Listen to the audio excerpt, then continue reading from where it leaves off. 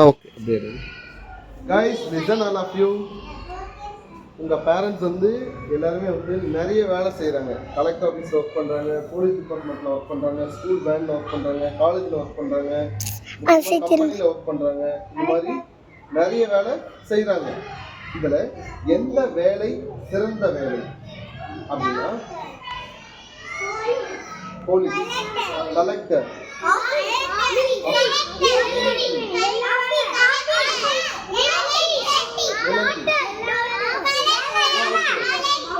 Okay.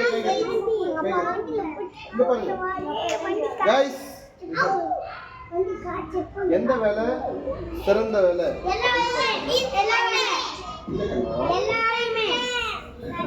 நாம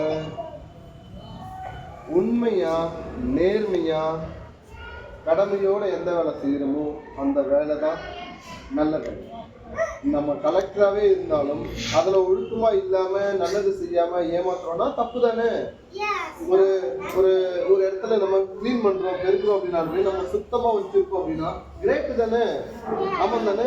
நம்ம செய்யக்கூடிய வேலையில நம்ம உண்மையாவும் நேர்மையாவும் இருக்கணும். அதுதான் ஒரு டாக்டரா இருக்கணும்னா நல்ல கரெக்டான மருந்து மாத்திரை கொடுக்கணும்.